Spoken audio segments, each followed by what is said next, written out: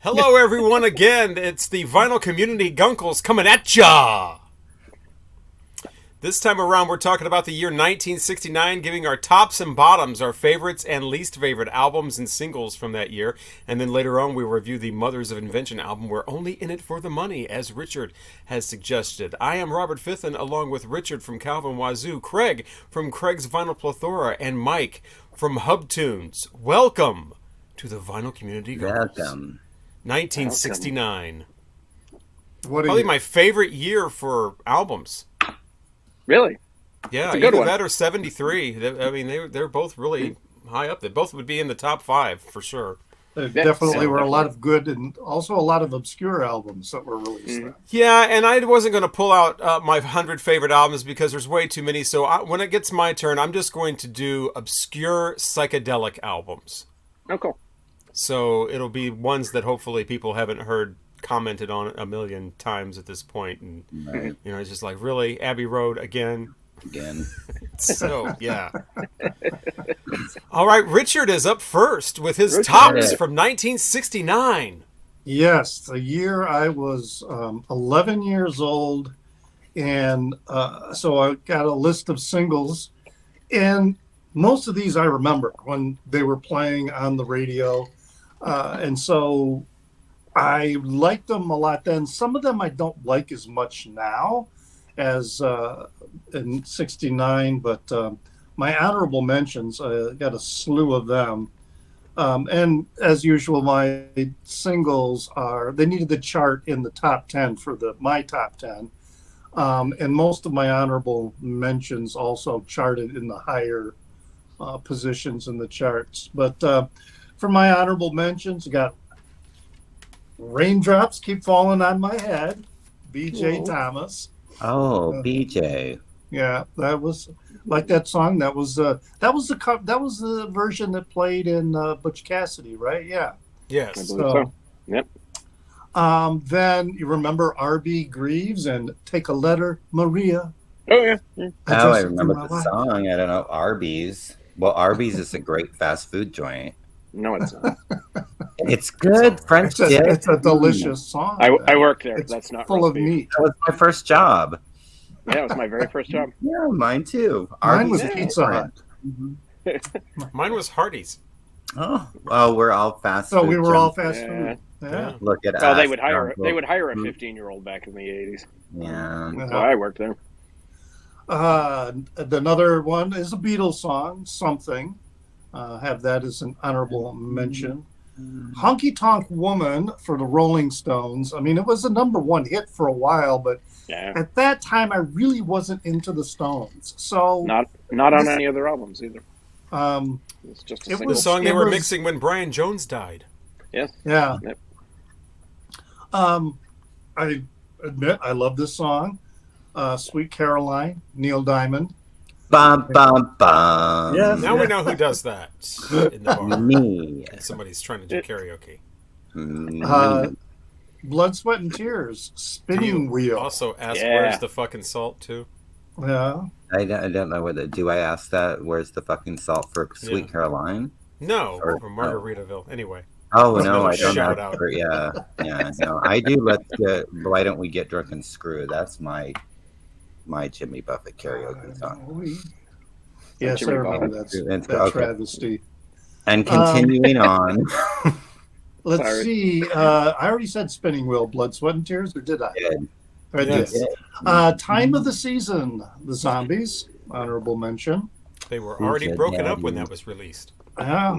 Oh, It's a And single. then they were moving on to, we got, wasn't that with Rod Argent and moving on to Argent? So Yes. Yeah. very good. They had a lot of good songs as well. Yeah, they did. CCR had a lot of hits in 1969. Proud Mary is an honorable mention for me. A lot of hits, but never went to number one. Right. Got close. I think one of them got close. I can't remember. Yeah, Proud Mary went to They number 2. got a There few were in the a top few 10. that got to number 2. Bruce Springsteen also never had a number 1. He's the other guy. Yeah. really? Everyday Yeah. People, Sly and the Family Stone. And if you've been to Douglas, Michigan, you know, there's a restaurant there called Everyday People. really good restaurant. Great bagels. I rarely left the resort. There is Oh. Dusty Springfield with Son of a Preacher Man. I remember that song. Canned Heat, Going Up the Country. Yeah. The single version differs from the album version. Well, yeah, because the album version is pretty long, isn't it? It's really long. No, it's just a different recording. Just a different mix. Oh, really? Yeah. Oh, I thought it was longer. That's, Magic Carpet Ride. That's Steppenwolf. On the Road Again. That's longer. Oh, Another one where the single mix is a completely different recording than the album version. Then Spirit. Remember the band Spirit? Got a Line on You. It was a good song. And then this song, I completely forgot about it until I kept seeing the name showing up in the charts. So I had to go back and listen to it, and I was like, oh, yes, the Dynamics with the Ice Cream song. Very cool song. All right, so my top 10 singles. At number 10, Fifth Dimension and Aquarius and Let the Sun Shine In. That has got one of the best bass parts at the bass groove. It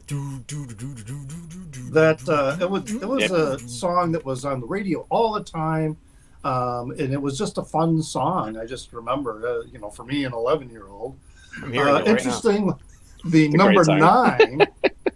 Number 9. This song was number 1 the week of my birthday, and that's the Zager and Evans In the Year 2525. I still have it in my running playlist. I think that was the number 1 song of the year, right? Was it really? I could be wrong about that. No, it was. I think it charted. It was number 1 for like 3 or 4 weeks, or was it even that long? I can't remember now. I didn't jot that one down. Number 8, Green River, CCR. I love that song.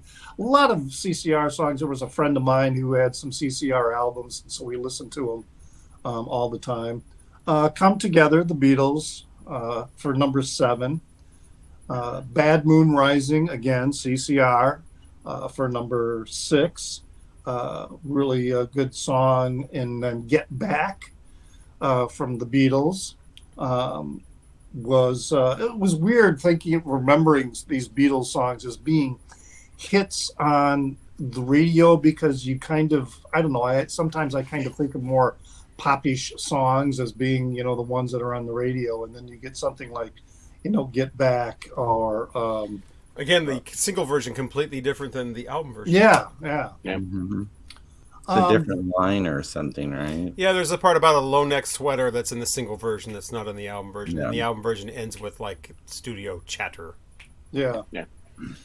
The Boxer, Simon and Garfunkel. Always really liked that song. Yeah. Great song.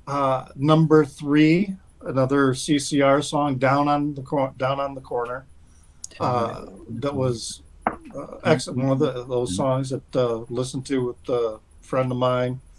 Now, this song at number 2 actually started to chart in '68, and then it was charting in January, and I think it was the one that was for '69 the longest. It was number 1 for 7 weeks, and that's Marvin Gaye's "Heard It Through the Grapevine." Then the Ballad of John and Yoko is what I have for number 1. I think that's always been really favorite song, which I think it wasn't even on Abbey Road. It was on the Hey Jude compilation, right? Which I always thought was a single. Weird. Yeah, great song though. Always liked that song. So those are my tops for the year 1969. 1969. And if you want to hear a bunch of clips of my favorite singles from 1969, I have a video on my channel where it's all just music clips of singles from 1969. My favorites in alphabetical order. There's 100 of them. It's a lot. 100. It's a lot of work. I would appreciate somebody watching that. I'm pretty. Did you do that with another year or just 69? I did it with 77 too. Okay, good. I watched one of them. Very impressive. You're put together. There was with the album covers like I do or the single covers like I do on here, but it's all music clips. You don't hear me say a word. Yeah, I may have Another watched reason them to both. I watch. don't remember, but oh, Mr. Robert Griffin. Oh, I don't really have any particular order. I just have a list of songs because I just didn't have time to put them any in. So I'm just gonna mention all of these, and you guys can either love them or hate them. So I have Creedence Clearwater with Bad Moon Rising, Dusty Springfield, Breakfast in Bed, Neil Diamond with Yeah, that Brother. song's about cunnilingus, right? Yeah, I'm pretty sure. That's what I'm getting from that. I think it was. I Yeah. think Right. breakfast I'll have is to not listen to really that song breakfast. again. Yeah, I don't think Yeah. we're having breakfast, but we're not really having Right. breakfast. Yeah. Having bearded clams. Breakfast. Oh. So Neil Diamond's Brother Love's Traveling Salvation Show. Oh yeah, I love that is song. I one of love my that song. favorite Neil Me songs. too. Great. Kenny Rogers and the First Edition, which weren't they just the First Edition then, and later they added Kenny Rogers because he got popular. Yeah. Yeah. Okay. Because everywhere it's listed, but I'm pretty sure it was just the First Edition at that time. But you know, I love you. Tommy James and the Shondells, Crystal Blue Persuasion, Beatles, Don't Let Me Down. Was that a single? Yes. It It's was, the B-side. right? Yeah. Yeah, Okay. it's the B-side. Okay. It's like one of my absolute favorite. It's probably my Don't second great or song. third let me favorite Beatles. down. Yeah, it's just It's probably number 2. Number 1 is, which I'm not really quite sure it was a single either. It said it was, but I don't know. Bobby Gentry with Fancy. Here's Your One Chance, Fancy. Yeah, Don't that's a Let Me single. Down. And no, my later Beatles one. I'm not sure if it was really a single or not, but you'll let me know. I don't know. But and just for the record, you know, I know Reba made the song famous or popular or whatever in the 80s or 90s. Bobby Gentry's is really where it's at. So Yeah, it is. with Fancy. So Yeah, it and really I'm tired of suits her people- too more than Reba McEntire. It She did does, The like- Night the Lights Went Out in Georgia, and people think that's a Reba song too. It's like no. Yeah, no, and really, like, even though Vicki Lawrence wasn't really like a singer per se, that there was something about the way she did the song over Reba. Yeah. So it's just like, Reba just don't cover people. She also covered Sweet Music Man, and she shouldn't have. So, but we're not talking about that. Anyways, Gladys Knight and the Pips with Friendship Train, Chicka Chugga Whoop Whoop. Neil Diamond again with Holly Holy. I just love me some Holly. Don't be surprised that they're on my list. But Honky Tonk Women, that is probably one of my favorite Stone songs ever. Mine too. And Mine too. Yeah. Yeah, except the whole she just- blew my nose and then she blew my mind. Isn't that what they say? She blew my Yeah, she gave him cocaine and then a blowjob. Oh, okay. Now I'm getting it, but I'm just like, that's gross. Why is she blowing your nose? Charlie Watts is drumming on that You song. had a sheltered Absolutely life. spectacular. Cowbell. Of course, there's cowbell. Just the way it starts Oh, out yes, so that's how it slow, starts. just Yeah. slowly faster and faster by the end of the song. It's absolutely his best drumming. Love it. Yeah. Good. It's so good. Guess Who with Laughing. I like that song. The Stooges, I Want to Be Your Dog. Jimmy Cliff, Be your Minnie dog. Richards. So good. Minnie Richards. Jimmy Cliff, what? Many Rivers to Cross. Oh, because I have to put up the sleeves, and I don't know what you said. Oh, sorry. Yeah, Jimmy Cliff, Many Rivers to Cross. Toots and the Maytals. Is that how it said? Monkey Man. I love me some Yeah, Monkey Monkey Man. Man. So good. Yeah. So good. So good. This guy had a hit. It was actually like in the top 40. It cracked me up. I have to mention it. Oscar the Grouch with I Love Trash. Yeah, I remember that. I love That was Big Brad hit. Hilton. It was a big hit. It was like number 40 or something like that. Carol Spinney or Spiney. Is it Spiney or Spinney? I think Who's it's also Spiny. Big Bird. I think it's Spiney. okay. So Carol Spiney, which I always thought because his name's Carol, I always thought it was a woman. I thought Big Bird was a woman. She's not, or he's not. Anyways, moving on. Beatles, Octopus's Garden. That was a single. No. It was listed as a single. Maybe it got released later might as a have. single or something because Yeah. they did Okay. that where they would have singles that had, like Helter Skelter and whatever that got released Okay. in the Because I 70s. didn't think that it was, but I'm like, well, it's on the list. So, and this one is too, so this may be wrong too, but Oh Darling, was that a single? No. Oh, I don't think so. darling. Maybe in It's another also- country. Maybe that's what it was. I was looking at it This like is all the America. singles. I know, but I do UK things too. That is actually my favorite Beatles song of all time. Is Oh Darling. Elvis Presley. I can't fucking speak. Rubberneckin'. So good. From the movie Change of Habit. Norman Greenbaum, Spirit in the Sky. I love that song. He's singing Rubberneckin' when he meets Mary Tyler Moore on the church steps. Or apartment steps. Oh, yeah. She's a Mary nun. Tyler Moore. Mary. Archie's with Sugar Sugar. I love that song, and Yeah, me I too. loved That's it for a while, but then I it was like, love it. So good. I've loved that Andy- song. you know Andy- that song Andy from Kim. Honky Tonk Woman from number 1. Really? Andy Kim. Andy Kim was the lead singer of the Archies, wasn't he? I thought it was Ray Dante. I always thought it was Andy Kim because that big hit that Andy Kim had was. It sounds exactly like Sugar Sugar. Okay, Oh. let's. As I always thought it was. I mean, you can look it up. I could be totally I'm wrong. looking it up. Archie's. I'm trying to tell you who's singing. Archie's. Cartoon characters Vocals, singing. you were correct, Mr. Fifth and Ron Dante. Andy Kim is not listed on there at all, so I always thought he was in the Okay. Sugar, sugar. Dun, I only have dun, three more. So the George Baker selection with Little Green Bag. Bum, bum, bum, bum, bum, bum, bum, bum, bum, bum, bum. I love that song.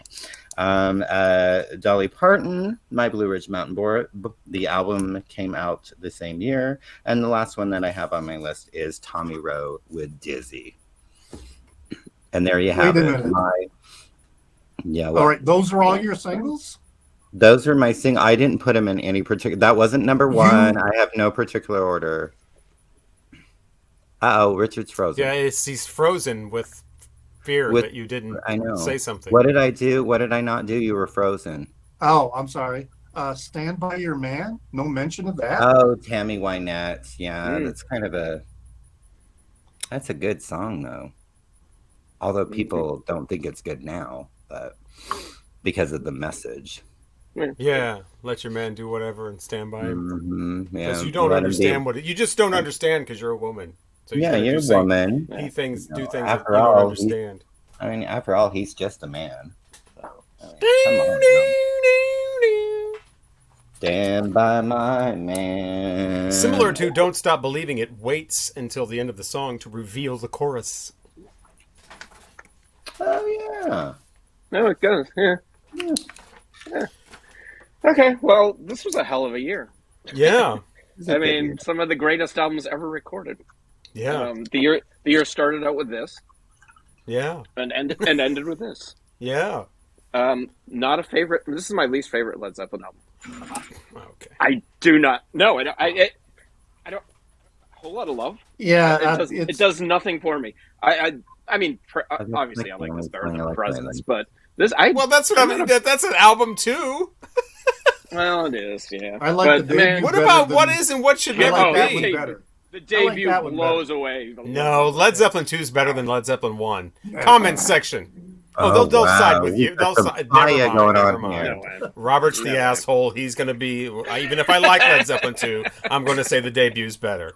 But yeah, what is and what should never be? No? It's all right. It's probably one of the better songs on there. Yeah. But Whole Lot of Love does nothing for me. Moby Dick, waste of time. Yeah. I really don't. I'll take the debut. Debut is probably in my top 2 or 3 Zeppelin albums. I love it. Anyway, moving on. This guy released two albums. Steve Miller Yeah. Band. I love Brave New World and You're Saving Grace. Yes. 2 great albums. I love early Saving Steve Miller. Grace. It's He such had a a top 10 single, too. I can't remember what it was, but yeah. My what Dark was it? Hour. My Dark Hour. Yeah. 2 With help from great Paul records. McCartney. Yeah. 2 really, really good albums. I love early Steve Miller. I think it's his best stuff. I mean, I'll mention it. One of the great albums ever recorded. That's my this favorite is- Rolling Stones album. Is it? Yeah, Yeah. it's in the top 3 for me too. I like the cover. It's a great cover. This Yeah, is I do actually like an the cover. original. This is an original stereo, and I have the poster. I wish Which they is- would have, when they did like the 50th, you know how they did those pewter things for George Harrison's All Things Must Pass? I wish they would have put out those little Rolling Stones figures that are on the front of that, and I would love to have those. That would the have been little fun. Rolling Stones people on the absolutely. cake. Yeah, it's just a classic. It's so damn good. Santana's debut. Yeah. Spectacular. There are 9 faces in total. You can count them all. That's what I've heard. I have not found them all. Not one of my favorite bands. A hard one. One of my favorite bands, but I love this record. Jethro Tull Yes. Stand Up. I love this and their debut. Everything else you can keep. I really don't care about anything else. But man, this is a great record. What about... okay. What? What? Go ahead. They had a lot of great albums. What about the one... Aqualung? It's got 2 great songs on it. Yeah, it does. 2. Aqualung and Hymn 43. Yeah. Or My God's pretty good. Not Hymn 40. My God, that's what it's called. Psychedelic, It's a Beautiful Day has You the see that record fantastic everywhere. song. You see that record everywhere. Everywhere. You can get it for $1. Everywhere. They always turn it in. They think it's going to be better than it is. It's not a good record, but the White Bird is absolutely fantastic. White Bird is just a great, great song, and that opens it up. I like that. This is a band called The Corporation. They are out of the Milwaukee suburbs. They were only together for 2 years. They made 3 records. This is a really good psych rock record. Really, really cool. It charted for a little bit, but it didn't last real long, and they obviously didn't. They did make 3 records. I think one came out after they broke up. Side one of this record is Isaac Hayes, Hot Buttered Soul. The side one of this record is it'll melt your brain. Can you pronounce the song on side 2 without looking? No, I can't pronounce it looking. You kidding? But great. Especially considering what Isaac Hayes was going through when he made that. Stax Records was gutted by Atlantic Records on a handshake deal. They pretty much, did a handshake deal and said, we'll distribute Stax and everybody's friendly and we're all awesome. And then one day they just decided, you know what, we own all of your music and there's nothing you can do about it. So Stax had nothing. And they had to basically just put out as many albums as they could to stay in business. And they put out like 50 albums in like 3 months. And Isaac Hayes was responsible for writing a lot of that music, co-writing it with David Porter.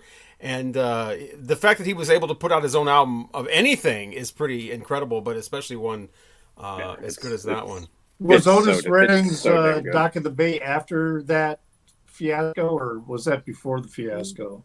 That's before. That's 68. And that was already, it was recorded in probably 67. When did he pass away? It was obviously recorded before he died. Dock of the Bay was released after he had already died. Yeah. Mm-hmm. Yeah, great record.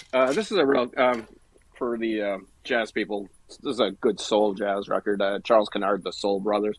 He's an organ player. I like him a lot better than Jimmy Smith. I think he's a terrific keyboard player. I really like his soul jazz. Hot Tuna. This is their debut, the acoustic. What a wonderful record! I love you, Coconut, and it's just a great record. I like all Hot Tuna stuff, but I prefer their acoustic, and this is all acoustic. Wonderful record. They do a couple Jefferson Airplane songs and Hesitation Blues. It's kind of a cover. It's really, really good. And staying in San Francisco, the second album by the Grateful Dead, Oxymoxia. Much better than the first record. The songs are more complete. Absolutely. This has Cosmic Charlie on it, for God's sake. This is a great record. It's more the songs are more complete. It's got St. Stephen, it's got Dupree's Diamond Blues. Actually, that Hot Tuna album was Mountains of the Moon. 1970. Now is that the one with the girl on the back? Are they all in a field? Yeah. Is that Courtney Love, or did that turn out to not be true? The rumor is it's Courtney Love. I thought it was one way or another. Dispelled or not. This is also when they added debunked. Yeah, this is also when they added a second keyboardist. They added Tom Constantin to some of the songs, and he was a terrific piano player. So really, really good. Next up, Dono Band, end of the year. My favorite John Lennon record, my favorite solo Beatles record. Fantastic. Yeah, Stark, emotional, Primal. I like Primal, Imagine a little better, but yeah, I love Primal. that album. That was so damn good. My first or second solo Beatles album ever. I don't know if I heard Ringo before I heard that, but yeah. Well, Ringo's drumming on that. It's some of the best drumming he's done. Yeah, it's so good.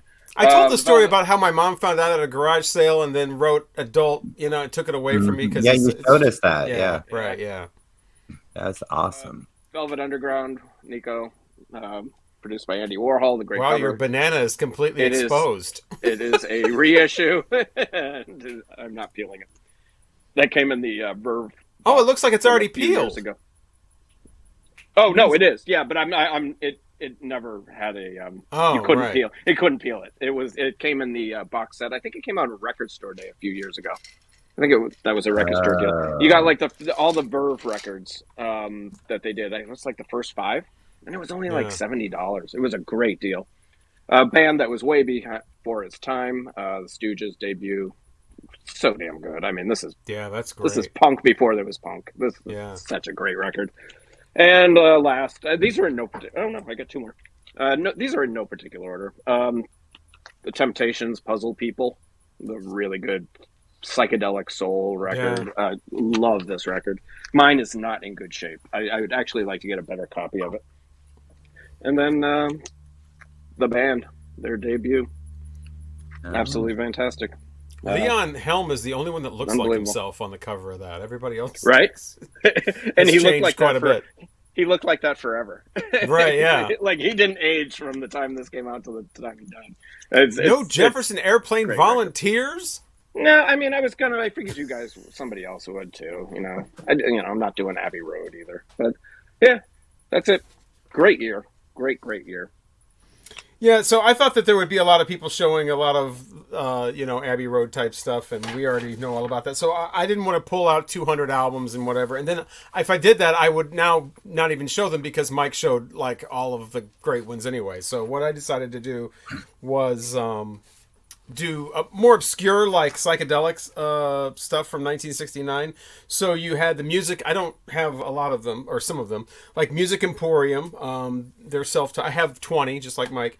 They are a band from Los Angeles. They are more of like a pop kind of organ kind of thing going on there, a little pop side. They sound very young. The cover is just the house of Music Emporium, and their organ player is named Bill Cosby. That's one of the interesting. That's unfortunate. No relation. I don't. Maybe he is. I don't know. Maybe he is. Yeah, maybe it's the Junior. CA Quintet with an album called Trip Through Hell. They are from Minneapolis. Now, if this is a slightly more psychedelic than the pop stuff on Music Emporium, got a nice eerie opener. Their songs are longer. Sounds like maybe they're a part of a soundtrack or something like that. They got the waka waka waka guitars. It's a great listening experience. I hope to have the vinyl someday. Not exactly hard rock. But yes, CA Quintet and Trip Through Hell. CD time with The End and Introspection. These guys are produced by Bill Wyman from the Rolling Stones. This is incredibly hard to find on an album if you want an original. Like a lot of these, you're going to be paying hundreds and hundreds of dollars. They're called The End. And the album is called Introspection. They're from the UK. Nicky Hopkins is on the harpsichord. And really tight music, some pop psych stuff. Not exactly sunshine pop, but really tight, hard pop stuff with nice drums and everything. And exquisitely produced. The sound of this is really good, which sometimes it's hit or miss with the psychedelic stuff, the obscure stuff, or whether you're going to get good sound quality or not. Arzacell with their self-titled. They are from London. Also have this on CD as well. I don't have it in the jewel case because I knew it would cause a glare, but there is Arzacell's book. It also comes in pink, so you can get it in multiple colors. They have long instrumental passages. They're similar to like kind of early Pink Floyd, just kind of pulsating, trippy, cool stuff. Again, all of these are obscure psychedelic stuff, and this is Arzacell. If I get that on vinyl, it's going to be a reissue because the original, again, is hundreds of dollars. That's why I have the CDs. Another great thing about these psychedelic albums on CD is a lot of them come with a lot of bonus tracks, like single B-sides and stuff like that as well. The Sacred Mushroom, in their self-titled release. They are from Cincinnati. They're a little more blues than they are psych. Loud guitar complimenting the singer, like the singer is just going along with this loud guitar all the way through. They do a cover of the Kinks' I'm Not Like Everybody Else, but they're, again, more in the blues, garage rock type thing than actual psychedelic. But the big mushroom cartoon on the cover leads you to believe it's a little more out there than it really is. The Deviants are from London. This is more like social satire type smart-ass stuff. You can see the nun there has a popsicle. Oh, yeah. I've seen that. Yeah. We are here. We are the people who pervert your children. We are beyond rehabilitation is one of the lyrics. So, yeah, the Deviants there. Guitar, groove, smart-ass satire, it's all there. The Maze with Armageddon. He's, again, a really young-sounding psych band from California.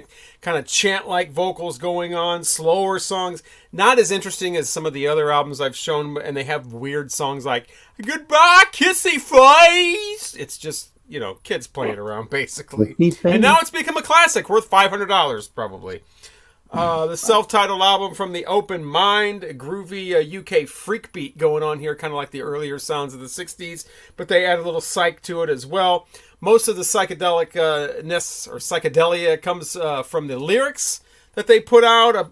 Obviously, acid trip references, talking about hallucination and flashing colors in front of my eyes, and my mind is melting and all kinds of stuff like that. So that's where their psych is, more in the lyrics. They also have a song about Thor, the thunder god. So they were ahead of their time. Mighty Baby, and they're self-titled. They're from London. They're the closing act on the very first day of the Isle of Wight Festival in 1970. They got some saxophone in there. You don't hear saxophone a lot on psychedelic albums. Nice dance beat with those guys. They're Mighty Baby. White Noise and Electric Storm, if you're looking for something a little more way out. I know love this Noise. one. Yeah, a lot of sound effects going on, including group sex with everybody having an orgasm at the same time, followed by snoring. So yeah, it's realistic in its psychedelia. Circus music, very psychedelic. It ends with Black Mass, an Electric Storm in Hell. And that, if that title gives you any indication, it's exactly what you'd think something like that would sound like. High Tide with Sea Shanties, again from the UK, more heavy prog really than psychedelic. Interesting time signatures and changes and some string freak out, like at the end of a day in the life or something. Heavy guitar, long guitar solos. Once again, that's High Tide with Sea Shanties. They got the typical male vocal of the time, which is trying to sound lower, singing a lower range than he really does, type of thing. Gong put out their debut in 1969. It was called Magic Brother. They are French, of course. This was their debut. It's probably not as exciting as you might think it would be. It's a little bit boring in places, but they do have a lot of whispering, which they're known for, and some nice flute. But They're definitely a Cambridge band that then moved to France. Oh, really? Yeah. Gal Costa is from Brazil. She has had a long career. Yeah, long career with all kinds of different styles. But when 1969, she put out an album called Gal. And wow, the guitar in that, the exotic sounds in that. It's not like trippy psychedelia. It's more just like in-your-face type, really urgent, energetic sounding stuff. It's, of course, all in Portuguese, and so it's not, I don't understand what she's saying, which makes it even more kind of exotic. So that's all the ones that I don't have on vinyl. Now for the showcase of vinyl records, we start with this one, Morgan, because it's kind of my least favorite of the ones I actually have on vinyl. I thought this was going to be better than it was because everybody loves this so much. The monk painting of the Scream on the front there. No one's going to say I mispronounced it. Nice. It looks like Munch, but it's actually pronounced Monk. Anyway, or Monk. Edvard. But the vocals of this guy is horrible.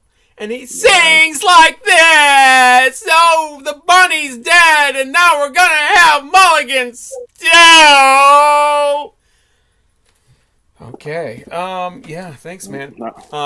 Amandul too, some German Richard's out. I made fun of the way he sings, so yeah, he loves that song so much. Amandul too. We can't do progressive and psychedelic without German progressive rock. That's the way I describe it. There's another word for it, but I've asked 3 German people if they don't like that word, and they don't, so I don't use it. They don't. You just call me woke if it makes you feel better, or snowflake. I like treating people with respect. Phallus Day. Phallus Day. That's a good record. This album. And, if somebody has a Phallus Day, I really try to treat them with a lot of respect. Phallus Day means God's penis, the cock of the gods, as it were. This is probably better if you don't understand German. There's a little bit of child rape sung about. Oh, really? I did not know that. Yeah. Again, better if you don't understand German. Richard's back. Oh, good. I missed him. Welcome back. We were just talking about child rape. Hi, Richard. Yeah. Wait a minute. Yeah. I know. I'm having Wi-Fi issues. You know where? Wait. Yeah. Wait. No. Well, that'll lead into There we my go. bottoms because a couple of my songs are, sick in that direction. Well, that one was in German, so if you don't know German, don't learn it. Yeah. don't translate the lyrics. The Head Shop from 1969. These guys are from New York, and there's not much known about them. I think they were more of a studio project, but this is one of the first psychedelic obscure albums I got into, and it's going to the Head Shop. They do have not one but 2 Beatles covers on here. Usually there's a Beatles cover somewhere. These guys did 2 of them with Revolution and what was the other one they do on here? I don't remember what the other one is, but Sunny is on here, the Bobby Hebb song. So they do some. How is the Revolution? Is it good? The Beatles is better. They do a song called I Feel Love Coming On, and it's all these stereo effects from the 60s that are wide panned and everything. This guy comes right in your ear. Like, You ever had anybody come in your ear? Listen to that album and somebody will. Pussy! That's an Iggy Pop line. Right in your ear. It's like... This band is called Pussy. Craig, are you okay? I'm okay. I'm verklempt. All right. Memories of the come in your ear. Yeah, it's just memories. All alone in the porn theater with cum in my ear. This album is called Pussy Plays from Pussy. Okay, tell me about Pussy. There's a pussy right there. Pussy plays rough. Look at the blood on the claws. I know. That is a This is another great psych band from 1969, and just a lot of groovy organ in here, and a lot of just groovy. It's a groove album, so yeah, it's not way out. And then this one, of course, is one of the tops, man. If you can find this, Gandalf. Oh, I have that. Yes. Yeah, 1969. A lot of them are warped if you get the reissue, and an original. I've heard about this record. Almost impossible to find an original. A lot of oh my God, what's the guy's name? Tim Harden songs on here for some reason. They like to cover Tim Harden, but yeah, it's trippy. It's light. It's kind of light stuff. There's no heavy hard stuff on here, but yeah, a lot of great stuff on this album. Again, for whatever reason, a lot of the reissues ended up warped, which this band has no luck. Their reissues are mostly warped, and when they were first out in 1969, they're on Capitol Records, and the reason. All of these are hard to find, but this one especially because Capitol Records put the wrong record in a lot of the sleeves. So people would bring it back, and, we don't have the right record, so they would get something else. So this band just gets screwed over royally. Also, I also have the Bubble Puppy. The Bubble Puppy. They're a little more commercial sounding. They're a little more like, the Strawberry Alarm Clock or something there. Look at those clothes. A Gathering of Promises is what this is called, and Hot Smoke and Sassafras was actually a song that they had that charted. So they're not really that obscure compared to some of these other ones. And finally, a band that we might be hearing more about later called Kaleidoscope. Now, my big grail album that I hope to find someday is called Tangerine Dream. That's from 1967, though. This is their 1969 album called Faintly Blowing. It's almost as good. It's good, but it's not anywhere near as good as their first one. The great song on here is called The Feathered Tiger, all about being different and accepting being different. Why would you want to be like everybody else? Why would you want to pretend to be like everybody else? And what is this cat doing? Oh, it's too dark to see. It looks like a cat is shitting on the cover of that. But anyway, it certainly its tail's does. up, I think, yeah. Kaleidoscope. When Kitty gotta go, Kitty gotta go. There's like 3 or 4 different groups called Kaleidoscope. This is the one from the UK. So those are my 20 obscure psych albums from 1969. I was very lucky with the Gandalf album. But mine is flat and sounds good. It's a reissue. I need to get that. I've heard great things about it. Yeah, it's light. It's trippy. It's somewhat exotic, not too way out. I'm gonna write that down. But yeah, it's not exactly sunshine pop, but it is small songs, and they're structured as conventionally. It's not like super far out or anything, but it's decent. It's very it's more accessible than a lot of what I showed. Yeah. So that is the tops of 1969. Here comes the fun part. We should have marked it so everybody can just move right to it. Yeah. Here are the bottoms of 1969, the absolute worst. Well, my bottoms are kind of a mix. Even worse than the Ballad of John and Yoko, if you can imagine. Yeah. Some of them are like really bad. Others are just kind of big disappointments. But my first bottom is covers. There were a lot of covers people were doing. A lot of people covered the Beatles. A lot of people covered a lot of other bands, and they charted with these covers. But it's really, there were just too many covers of a lot of songs that were done in '69. One that definitely is a hate one. Guitars. Is what? Was he going to say Guitar Zan from Ray Stevens? Is that? Yes. Am I cutting out again? Yeah. Yeah. All right. I got. They're so horrible. They can't even be mentioned. They cannot be mentioned. They shall not. Those are some serious bottoms. The next one I have is by the Foundations. Build Me Up, Buttercup. Yeah, just awful. Sappy pop. Awful. Crimson and Clover was a very weak attempt at psychedelia. That's just fuck that. Yeah, I'm agreeing with the gentleman here. That is great. But it has to be the long version, right? I don't like that single. Which the thing about that is the single version is the actual version. They later tag that other part on to make it longer. And when they did it in a different studio. So the keys changes slightly. But you have to get the original album to hear that, because when they released it on CD, they, quote, fixed it. But I like it with the screw up. Yeah, I like it with the mess up. You have to hear the long version. The long version's where it's at. Yeah. It changes the whole song. It's one of the first psychedelic songs I ever heard. Yeah. This next one was one that it didn't make it to the top 10, but it got close, surprisingly. Andy Williams with the St. Charles Borromeo Choir doing the Battle Hymn of the Republic. Sounds how gay. That song charted. And, super. All right. Is that my eyes have seen? What is the name? Sounds like the straightest thing I've ever heard. Andy Williams and what? And the gay St. Charles Borromeo Choir. Yeah, so Andy Williams and the gay. That's heterosexual, man. There's nothing gay about that. Creepy. That's as straight as it gets. Now you remember Bobby Goldsboro? Glad She's a Woman.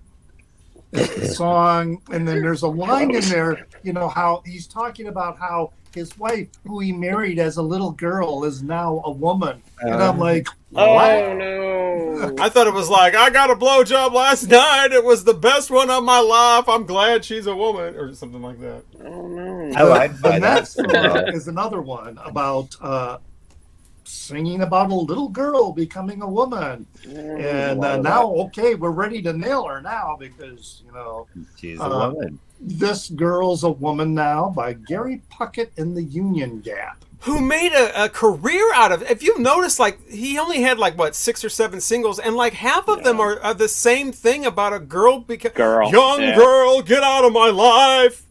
Come back in 20 minutes when nobody's around. Whatever it says. Yeah. Now, this next one is kind of it's not a real total bottom, but, it's sideways. And that's Sugar Sugar by the Archies. Best. Which, like I said before, it bumped Honky Tonk Woman from the #1 spot. As it should. It was there for 3 weeks as #1. Jesus. But this last one is a definite, total, terrible. In fact, they've even turned off all comments on any of the videos in YouTube so that people can't revile it anymore. And that is from the 1910 Fruit Gum Company, Indian Giver.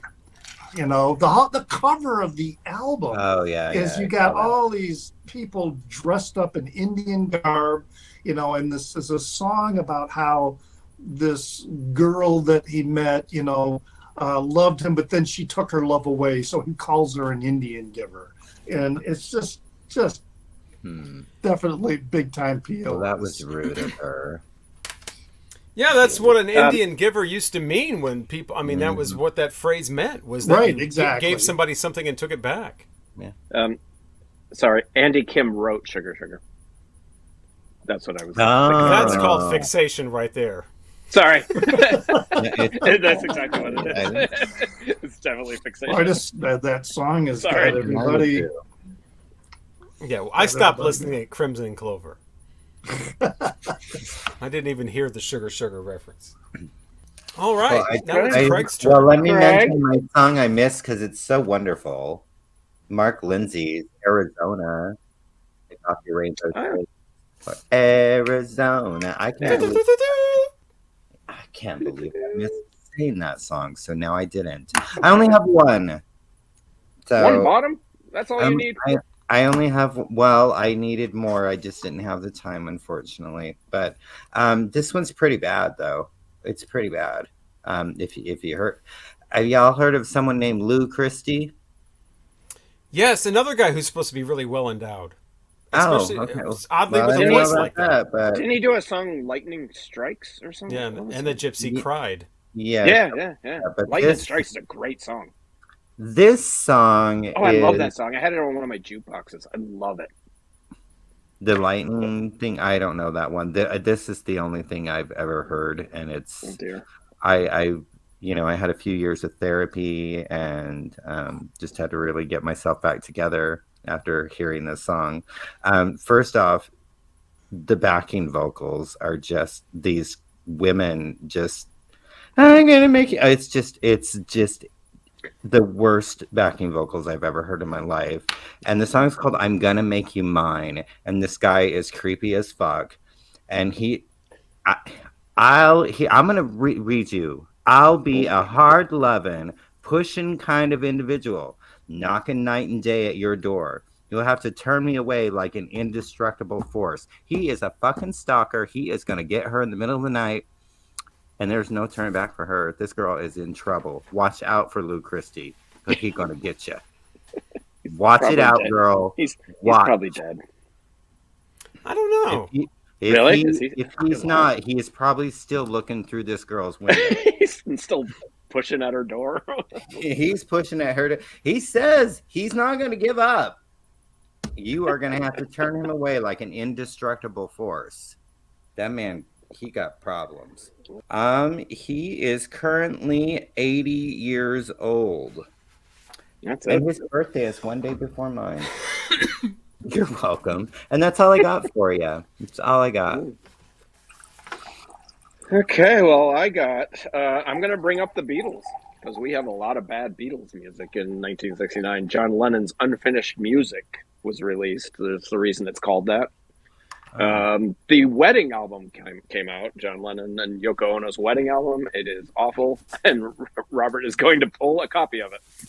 Yeah, because I thought this was going to be like Revolution 9, which I love. Oh, and I thought this was what- going to be a whole album like Revolution 9. And it's not. It just sounds random. It is random. You know, Exactly. whereas Revolution 9 was kind of random sounding, but I don't know if shall I pull it out of the bag? Well, Shut down. Yeah. dirty. Not good. Unfinished Music and the wedding album, both horrible. George Harrison released Electronic Sound, which has actually grown on me in years since. But when I first heard it, I was like, what the hell is this? I just heard that last Really? week, for the first time. What the hell? Yeah, right. Now He the has first no time right to I make heard fun it, of I John was, Lennon, that's yeah. for sure. It has grown on me a little bit, but I'm not. Moby Grape, their debut album is absolutely fantastic. They released an album called Truly Fine Citizen this year. It's not good. The Monkees released an album called The Monkees Present. There's a couple of Yeah. Mommy Elton John and released Daddy. No, listen to the band is on that album. I'm good. Elton John released Empty Sky. It's not a great. It's not a great album. No. Vanilla Fudge released an album called Rock and Roll.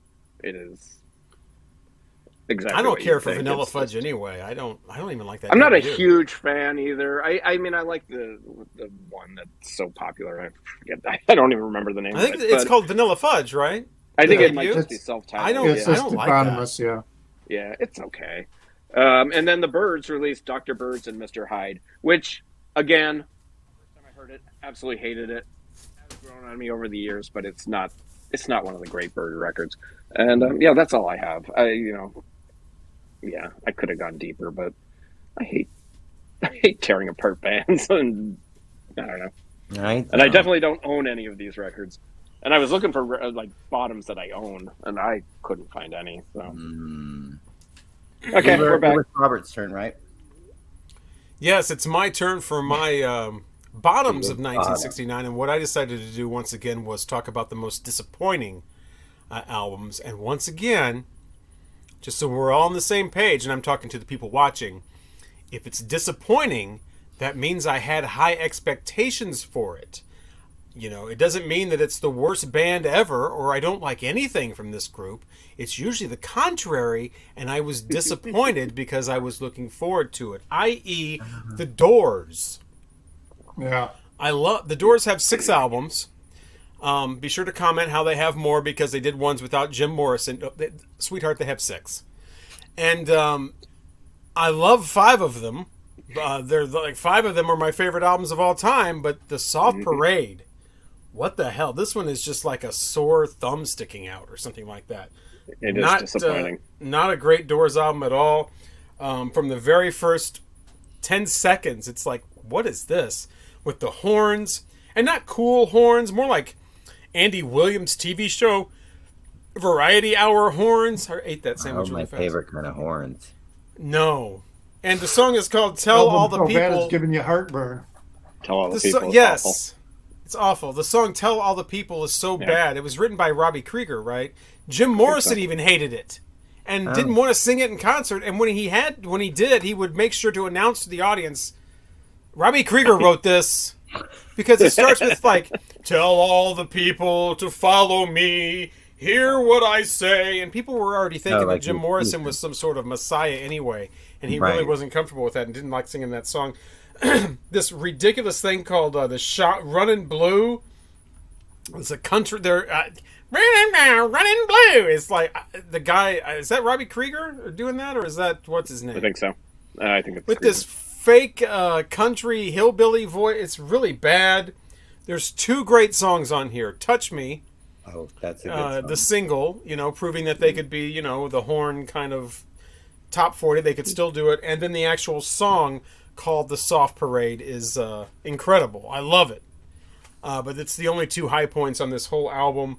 The rest of it, I don't care if I ever hear again. It's terrible. And this is one of the only Doors. This Doors album was made with an agenda.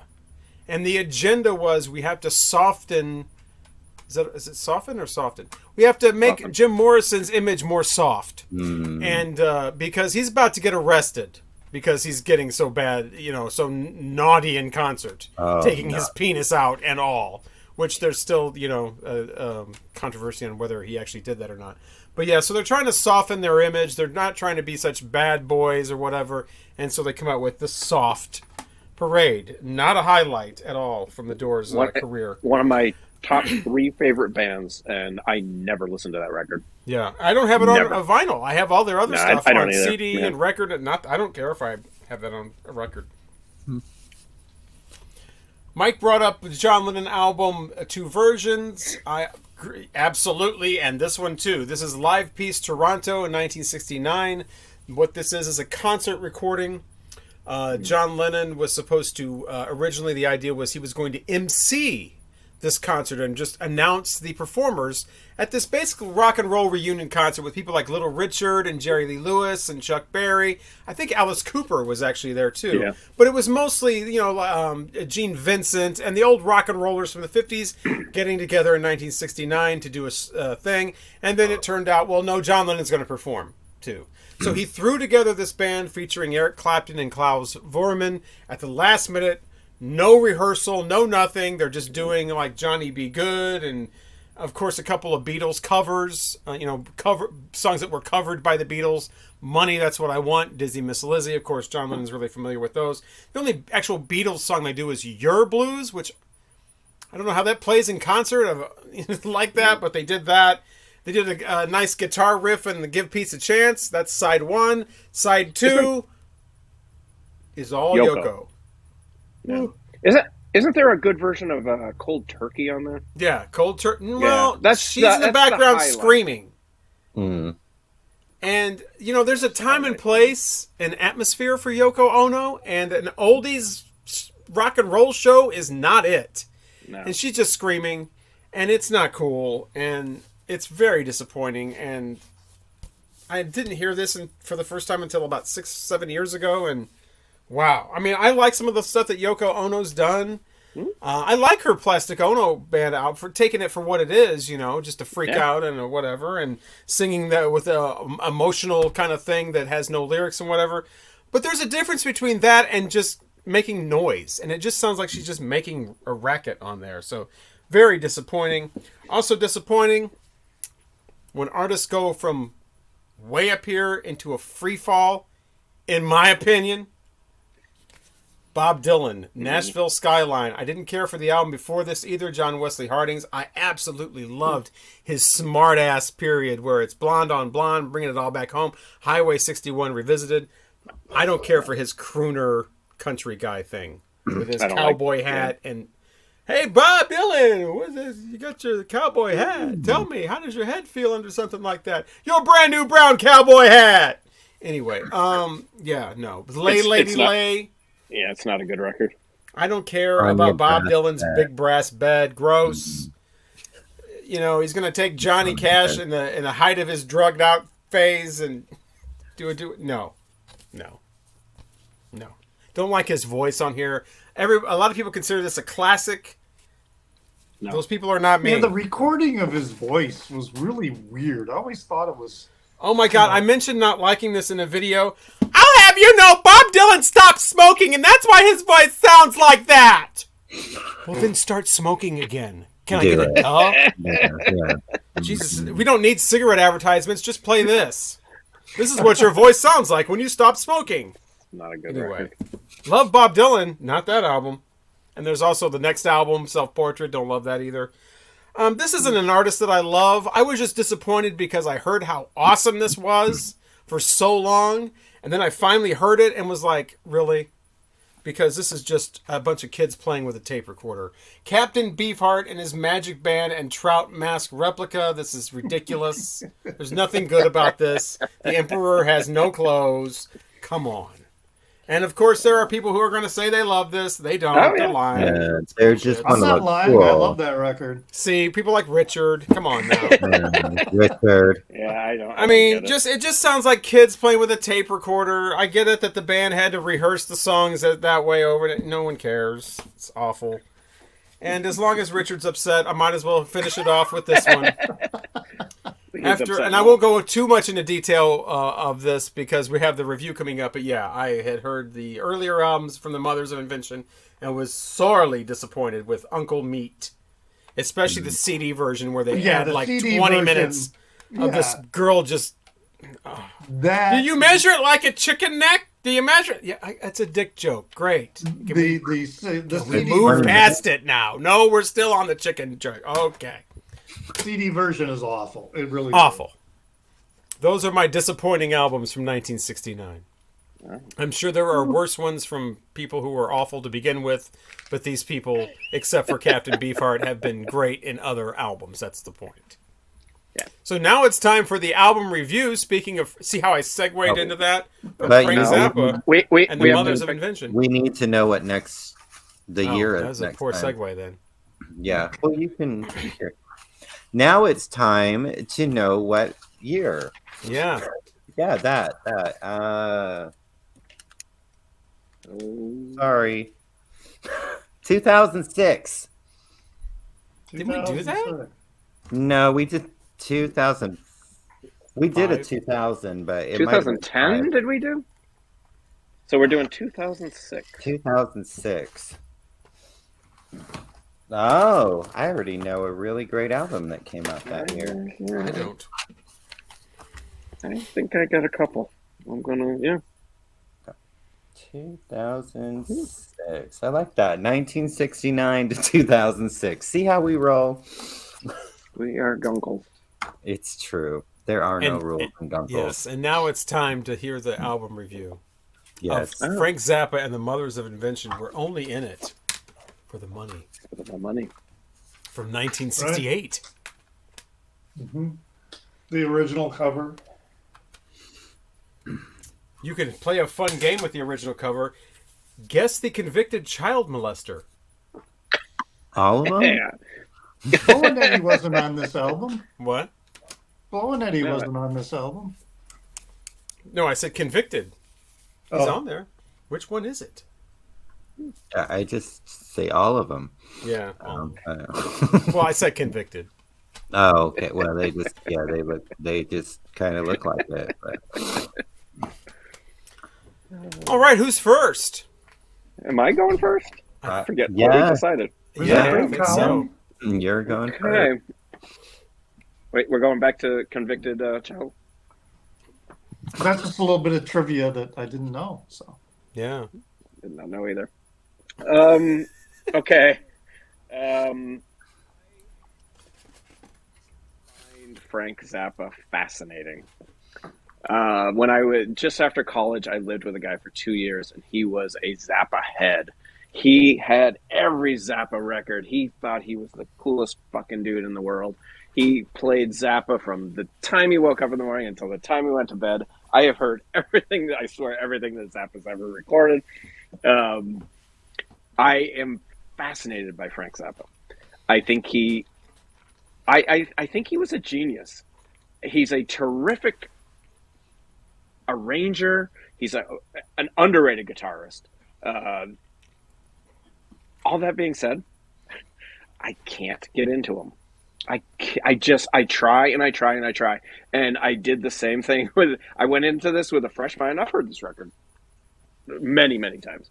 And I was like, I'm going to go into it with a fresh, and I got in my car and I was driving out to Iowa one day.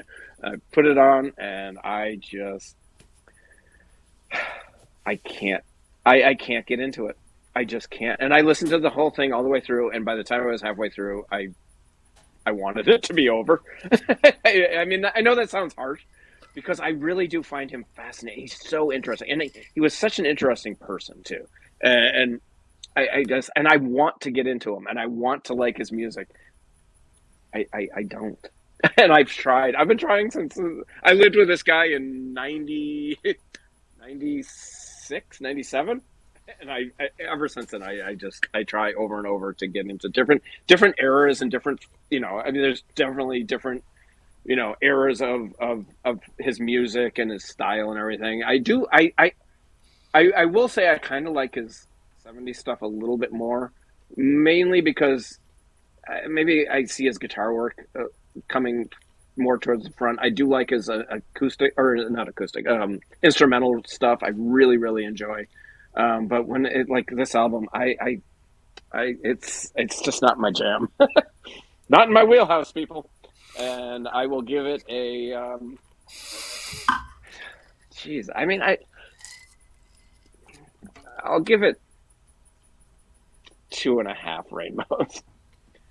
But doesn't mean it's bad. That's the thing. So I feel I'm surprised bad you gave it 2.5. The way you were talking, I was expecting 2. Really? I was going to give it 3 because I. Yeah. Okay. 2.5. 2.5 rainbows. All right. So it's my turn. From what I've heard, this is my favorite of the mothers of anything that Frank Zappa has anything to do with. This would be my favorite release. I think in order to fully appreciate this, and not that Mike doesn't, but for other people, you have to understand what was going on in 1968, the whole culture, and not that Mike doesn't understand that, but Mike doesn't like it because he doesn't like it. But I think that that's important. Absolutely. Yeah. Super social commentary going on here. Very, very sarcastic, very satirical. Similar to the Fugs, who were coming out with music at the time, but this is even more out there. And they both kind of started at the same time and whatever, and then, of course, Frank Zappa goes on to do whatever, and the Fugs just sink into obscurity, basically. I do like having this on... had a record in 1969, the year that we were doing. What's that? Ed Sanders had a record in 1969. Yeah. I do like having this on CD so I can kind of skip over the parts that are kind of I don't like as much. But I love like tracks like Mom and Dad. When they're being more serious, some of this stuff is kind of dated about, long hair and whatever and phony hippies. And then other stuff is still so relevant it could have been written last week. So I think it's... I think a lot of this I think is probably influenced by a lot of the mothers of invention. I've always kind of thought that they probably were stoners and druggies that had a lot of great ideas, and Frank Zappa's sitting in the back all completely sober going, writing it all down, and then they wake up the next day, I don't remember any of it. Oh, well, look all the great stuff I came up with. Because it seems like the mothers of invention is kind of up a little higher than the solo Frank Zappa stuff for me, but yeah, I think a lot of it is very, very clever. It seems like this has a lot of heart that seems to be missing from later Frank Zappa stuff. I think, this is the beginning, obviously this is the second or third album, so it's not the exact beginning, but this is the beginning stage. And this is where people start calling him a genius or whatever, and I think that probably went to his head, and that explains why I don't like a lot of the later stuff, because he just seems so full of himself. But it's not quite as bad here. He still is, it seems like he's with the people and is making fun of the hierarchy as opposed to being part of the elite looking down on everybody. And so, I've been called a genius myself more times than I care to even count. And I would hope that I don't, have a big head like that. I mean, even when the evidence was overwhelming. Yeah, this is still, this one and Freak Out. I love the origin. I don't know what happened to him. I don't like the later Frank Zappa. I think he's an egomaniac. I just don't like it. That's all I'll say about that. I do like some of the later stuff, but a lot of it gets into poo-poo pee-pee jokes and dirty jokes and stuff like that, where there's a certain amount of that on here, but it seems like it's done with a little more heart than later stuff. And I can definitely see somebody kind of just throwing this on out of context and being like, what in the hell am I listening to? Yeah. But I remember the first time I heard this, I was blown away. It's like, okay, I get it now. This is what made Frank Zappa Frank Zappa. And yeah, I will give this 4.5 rainbows. Wow. Well, like I said, it's my favorite. And that and Freak Out. The rest of it you can keep. Maybe some tracks off of Overnight Sensation and Apostrophe, but that's really all I have for Frank liking of Frank Zappa. Well, I have never heard anything Frank Zappa or Frank Zappa related in my entire life. So this was an experience. Probably not the best one to start with. It is weird. It is all over the place. There were moments that I enjoyed. There were little things. I mean, I learned about Jimmy Carl Black being the Indian of the group at least 4 or 5 times. I was told that. So, and there were lines that just they would say, and it would just like I would like, what? Like, you know, I'll stay a week, get the crabs, and take the bus back home. I'm like, did I just hear what I? Yes, I heard that. Yeah. It's just my brain was just I don't know. It was like the Harry you're a beast, and then they're talking about American womanhood, and then I was just I think confused was a lot that was going on in my head. Like, huh? I'm not sure. You know, I do really like the what's the ugliest part of your body? It's like a minute long, but is it your nose, your toes? I think it's your mind.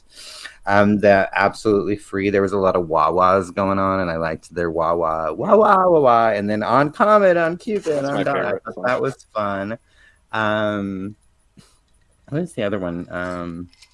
Escape from your corporate logo. Yes. Yeah, that's oh yeah.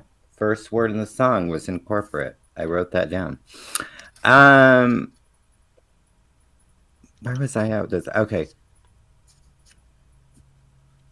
Never mind. I don't know what it. Hot Poop. Why do you have a song called Hot Poop? Hot Poop was a really good title for it though. So it really it was like backwards, whatever. I don't know. I'm like, yeah, the Hot Poop, that's perfect. That also that nasal retentive calliope, that was just I was like, what did I just listen to? What is this game where we're making the water turn black? What are they doing to the water? Are they shitting in it? I don't know. And then he's burning poop away or something. Kenny and his buddies, they're having a good time. Poots. What? Poots. They're polluting everything. Oh, they're polluting everything. Poots. They're lighting their farts. Oh. And that's how the water turns black? No, that's something else. Okay. But yeah, escape from your corporate logo. That was one of the things I was talking about that could be just as relevant, you know. Yeah. Yeah. Yeah, the game confused me. Yeah, then there's just so many lines too, like, you know, from the Idiot Bastard Son, mother is a hooker somewhere in LA. And is that Kenny's mom that's the hooker? I don't know. I like the take your clothes off when you dance, because there was some more wah-wahs, and every time I hear some wah-wahs, and then there was also some la-la-las, so there were a lot of wah-wahs and la-la-las going on. I'm like, this is good. This is my good. There will come a time when you don't have to be ashamed if you are fat. It's true. And you can even take your clothes off when you dance. There was just wah-wahs and la-las. That's what was the most important thing. Come on. And then we had a reprisal of, you know, my jam, The Ugliest Part of My Body. Yeah, and then them other people, which they said other people, so I was confused. But I did like the line, do you think my pants are too tight? Do you think I'm creepy? That was just kind of... that might be my new motto, you know. Do you think my pants are too tight? Do you think I'm creepy? And then that last 6.5 minute thing, I was really confused, and it was weird as fuck. And but an experience. Like, never thought I would ever listen to a Mothers of Invention album. Never. I mean, I've gone this far in my life of never hearing anything, and it wasn't a terrible experience. It was just very there was a lot of going on in my head.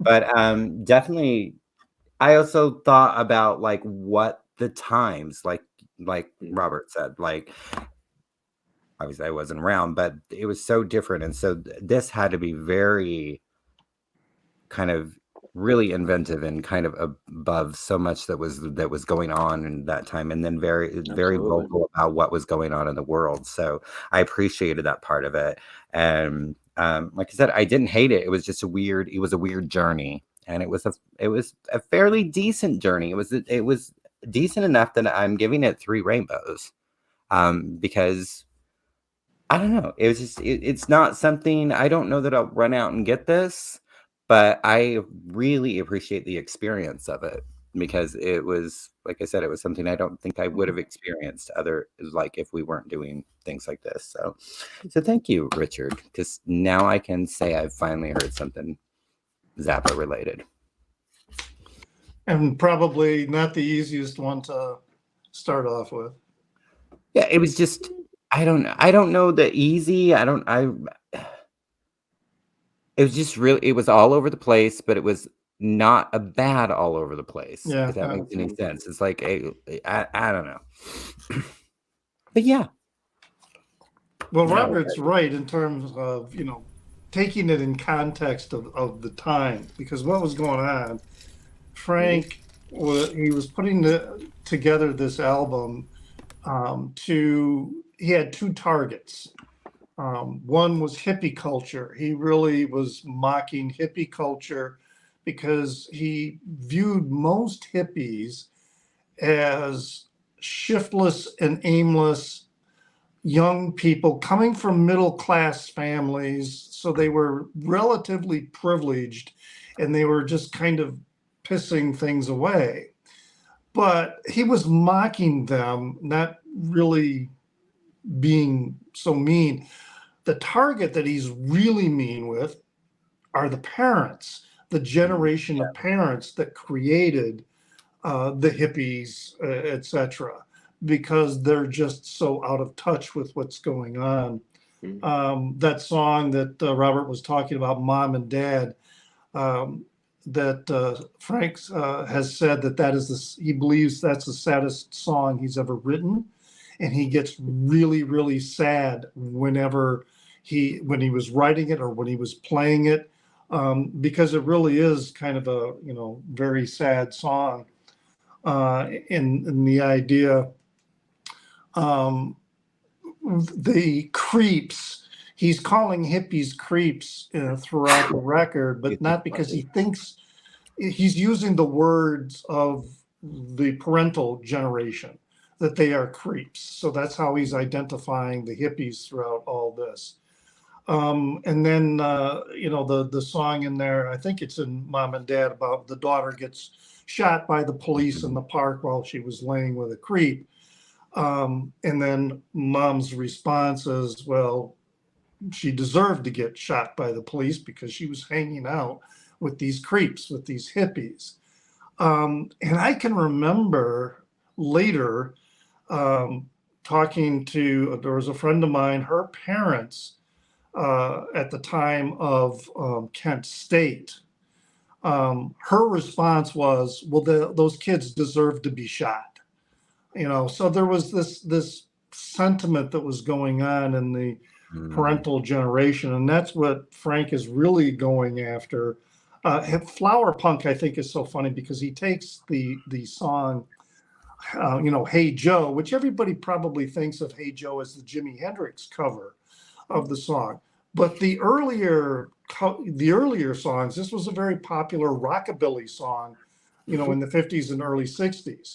And so they played it fast. And so he plays it fast. Jimi Hendrix was the one who slowed it down.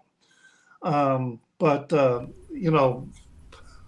going out to Frisco to, again, he's mocking the whole youthful generation of being kind of empty-headed. But he has empathy for them. I really think that throughout the album, he expresses empathy for the hippies. He has disdain for them, but he doesn't. It's not sympathy. It's empathy. He understands where they come from, Yeah, I don't hear a lot of. That's what I was saying when I said it had a heart. I don't hear a lot of empathy in a lot of later Frank Zappa Mm, stuff. He becomes a lot more cynical with cynical, some of very his later cynical. material, um, but like the idiot bastard son, I mean, that line is so true today.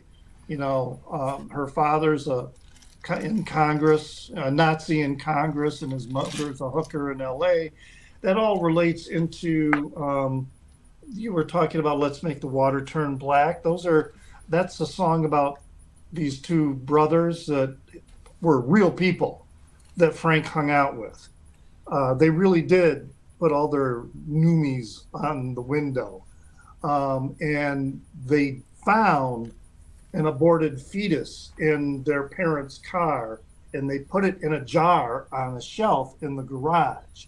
So there are these elements of truth that are going on with some of these songs. Frank knew some really weird people. And they all sort of come through there. Some people will say that the songs are mocking certain types of people in general, but they're not. He's singing about specific people, even with songs like Bobby Brown or The Goblin Girl, these songs from later. These are about real people that he has met or encountered. Um, I love Take Your Clothes Off When You Dance. I love the Mother People. Like you say, do you think that I creep through the night and sleep in a phone booth? But the key line there is, let me take a minute to tell you, my friend. Let me take a minute to tell who I am. If it doesn't show, think you better know I'm another person. So he is expressing this, throughout to the parental generation, that, hey, we're people. Okay, and you're not treating us like people. You're kind of just throwing us aside. And so he was going after that society at that time. I love the way he works Eric Clapton in there at the beginning with "Are You Hung Up," and then at the beginning of side 2, which is "Hot Poop," where God, I see God. That's Eric Clapton. So who doesn't play any guitar on the album at all? All the guitar is Frank. The nasal retentive calliope music is, yeah, this was also a record where he really starts to experiment with the musique concrète. The final song, though, the chrome-plated megaphone of destiny. What's going on, the liner notes mention, he says that you need to read Franz Kafka's book, The Trial, so that you can, or the Penal Colony, the Penal Colony, for you to really understand that song. Because what it's about is you can hear that like slapping kind of sound. It's like torture. He's creating the sounds of people being tortured, because one of the other themes, there was a belief that the government was going to round up hippies and put them into concentration camps, the song Concentration Moon, because they still had the Japanese detention centers. They weren't being used. And at that time, there was rumors circulating that the government was going to round up the hippies and they were going to put them in there. That didn't happen. But what happens, more recently, with the Latin American immigrants being rounded up and locked up, and so he was always singing about how the government is not your friend. He was always singing about that from the very beginning. And like with Freak Out and the song about, the rioting that was going on in LA. Again, he was taking a look at both sides, at both the white people and the black people. Burning down your neighborhood is not the answer. But at the same time, I understand why you're doing it, kind of thing, not going to get anywhere unless your uncle owns the store. So the album is among my top 10, but it's not among my top 5. But all my top 10 albums are 5 Rainbow albums of Zappa albums. And so, yeah, I'm going to give this Five Rainbows. There's just a lot of really great lines in here that are still relevant today. I think this album is a lot more relevant to what's going on to today than others may think, especially with the repressed sexual feelings of a lot of people. Not quite as repressed as it was in 1969, but or 68, excuse me. But a lot of it is just very, very, bow tie daddy. Don't you blow your cool? Everything's under control. I mean, that, how many people do we know that are exactly like that, or who are getting all tensed up about what things are going? Hey, bow tie daddy, don't blow your cool. Well, the end of the song too, where he talks about don't try to do no thinking, just go ahead with your drinking and keep drive on off with in your your Lincoln. drinking. Yeah. As all these parents are talking about kids on drugs, and then they're the ones getting bombed.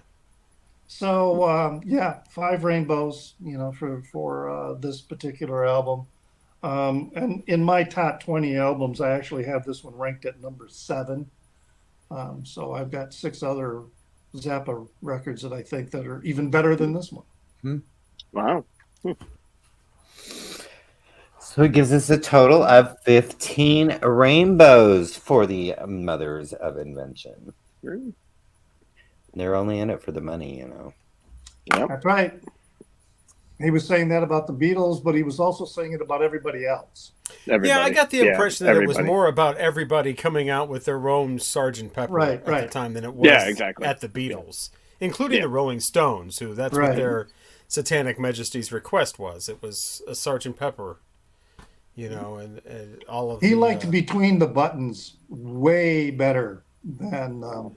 I think back then most it's a way people better did. album. The whole love for their Satanic Majesty's request just started with that 50th anniversary re-release. I mean, before that, I don't know anybody that liked that. The Rolling Stones didn't even like it, and Keith Richards called it a piece of shit. I liked it ever since I first heard it. I thought it was okay, but I mean, it's no Beggar's Banquet, it's no Beggar's Banquet. It's no Let It Bleed. No. It's no No. It's no Undercover. Wow. Cover. Like how you threw that in there. That's funny. All right, so I guess that means it's my turn to suggest an album. So keeping with the whole 60s psychedelic vibe of the entire episode, I was wanting to do something psychedelic as well because I haven't really done that yet. And I was torn between something way, way out, like Cottonwood Hill, Brain Ticket. Oh, no. That's way out. But then I remembered that Craig is going to be driving.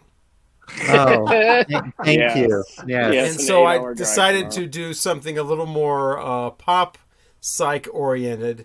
And why not just let you all hear the album that I've already mentioned several times on this stream and on my own videos. It's the one that I hope to get someday on vinyl. The 1987 reissue is the best one for the money. And that is Kaleidoscope Tangerine Dream. Okay, so... and not the band. Grabs pen and paper. You too, not the band Tangerine Dream. Right, not the band Tangerine Dream, and not the U.S. band Kaleidoscope, not the band from Mexico called Kaleidoscope, and I think there's even another one. Yeah, this is the UK band called Kaleidoscope. It's what year? What year was this? 1967. 67. So it's very a lot of it's very accessible. It's very freak beatish. There is a spoken word song that you're not going to like, but hopefully you'll like the rest of it. And I will say right now that they will win the award for mentioning their own band name the top amount of times in the very first song. I was actually going to count how many times they say kaleidoscope in the first song, but I forgot to do that. And what's the name of that song? Kaleidoscope. Kaleidoscope does Kaleidoscope. Right. Not quite Bad Company because the album is not called Kaleidoscope, but so you don't have Bad Company from the album Bad Company, but Kaleidoscope Tangerine Dream. Yeah, so enjoy that. Yay! Be interesting to see what everybody thinks about my grail, as the vinyl community calls them. How much did the vinyl You said there's an 87 reissue? There's an 87 reissue that's supposed to sound better than the record store day one from 2010 or 6 or 2012 or whatever. Okay. That's already in the hundreds of dollars. The record store Wow. reissue is already. The original, I think you can get for about $600 or $700 without the cover. Wow. Just the record. The Well, stereo good luck. version. Wow. So yeah. Good luck finding that. So yeah, just go ahead and stream it. Well, now I know what Or the get the cover CD. looks like, too. So if I ever see it, because I was excited, and then you told me that there were 500 different kaleidoscopes. Because oh well, I found it. Well, yeah, it really does That suit was the the wrong psychedelic, one. a kaleidoscope and, that whole word and, what it represents. So that's next time on the Guncles. We will be reviewing the tops and bottoms for the year 2006 Six. Sick. and Yeah, reviewing the 2006. album Tangerine Dream from the band Kaleidoscope.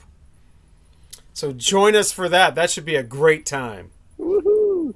Probably the best time ever. Yeah. Ever. Well, especially Ever. with the whole 2006 thing. Yeah. Okay. Yay. Woo. I'm Robert Yay, Fiffin along with... 2006. Richard, Calvin Wazoo. Craig's Vinyl Plethora. Mike at Hub Tunes. We will see you again, hopefully, next time. But then again, that's all up to you. Please Yeah. join us.